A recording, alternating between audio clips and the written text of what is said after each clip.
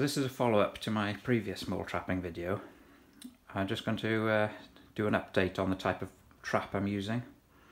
Because after practicing and catching several moles, I found that some traps are better than others. So this is the scissor type mole trap.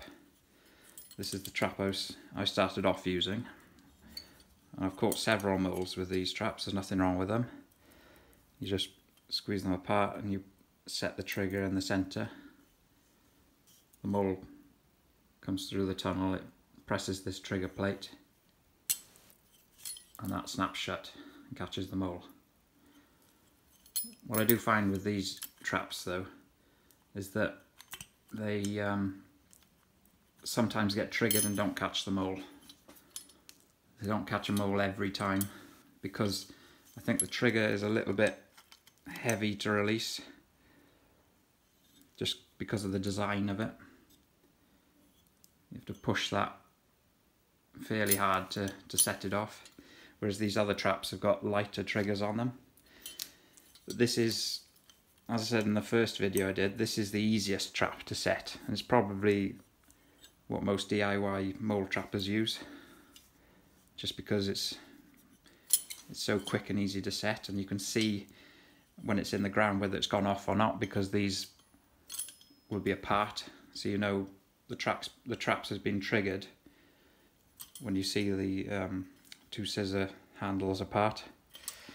So this is the Topix type trap, and I now much prefer this type of trap, and this is the tunnel trap or Duffus type trap.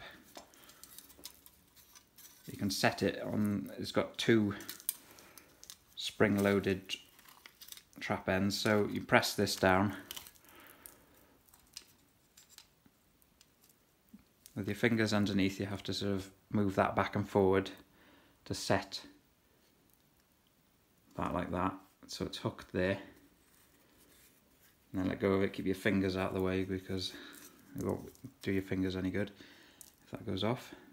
So the mole passes through this end, knocks this here, and that springs up, trapping your mole. So you've got two chances, I think, of catching the mole with this. It is under the ground, so you have to pull the turf up again to check whether it's caught anything. But these type of traps are much more successful, I find. So when I put it in the ground, I put a light layer of turf over the top, sprinkle a bit of earth around the edge of that piece of turf as well, so I block any light out.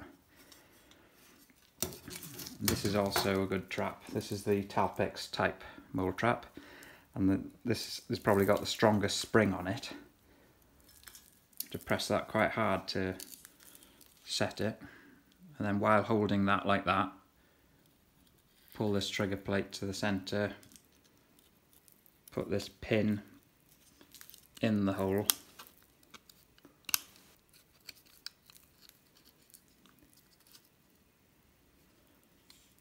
there you go. You can see you can actually adjust the sensitivity then with this.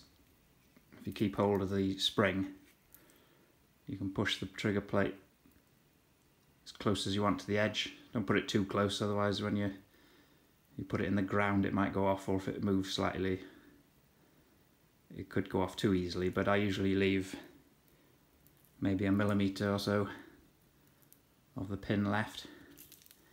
And then with this trap, when I put it in the ground where the mole run is, I put a little bit of earth underneath the trigger plate so that the mole has to push that earth and push the trigger plate upwards, so it's more likely to stop in the path of the trap. This trap is quite strong, so I'll just show you now. The mole comes underneath, pushes up a bit of earth, and bang, it's gone off. That's a very strong spring, and I've caught plenty of moles with this type of trap and this type of trap. So starting off, this is the easiest one to use, easiest to set. These two can be more fiddly to load, but you'll have a lot more success with these type of traps. Just because I think the triggers are lighter, the springs are a lot stronger on them, especially this one. As long as you've got, you know, a strong enough hand to set them. Maybe if you're elderly, this wouldn't be the type of trap to use because of the amount of force you've got to use to set the thing. And you can't hold it with two hands because you need one hand to hold the spring and the other to set the pin with the trigger. This one is also a bit fiddly, but you need less strength to set it. You've got to fiddle with three things at the same time with this one. One, the spring, this catch on top, and your finger underneath the trap, moving that hook so that it hooks over that pin like that. So again, quite fiddly, but these traps, they definitely won me over because they're a lot more successful at catching the moles. When you've placed the trap in the hole where the mole run is, I think it's just as important your technique in covering up the mole trap with the turf. So usually when I've dug up a piece of turf, I'll cut the piece of turf thinner so that there's less weight on top of the trap. So then if you have a big heavy clod of earth on top, it's likely to affect the trap.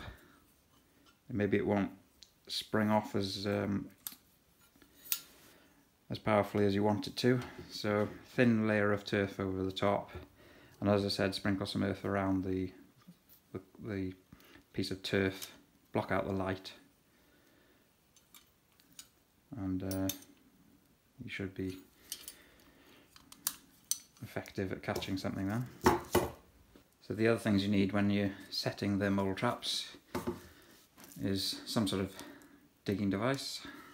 I just use a trowel because it just fits in the bucket, but you could use a small spade. I use a piece of bamboo stick with a bit of white paint on it so it's easy to see. Put that on the ground next to the trap, but not in where the tunnel's likely to be. So you remember where the trap is. You need something to find the mole run around the molehill. I just use an old screwdriver. It would be better, I should find something with a larger block end on it, or perhaps buy a proper mole tunnel probe off eBay, because you've got to push this down into the ground around the molehill and find the tunnel, so it should push into the ground easier as you hit the tunnel. But sometimes in soft ground it can be a bit tricky to find the run. If you want to look at my previous video on mole trapping, that shows you my process of actually putting the traps in the ground. So I'll put a link to that in the description. Okay, thanks for watching.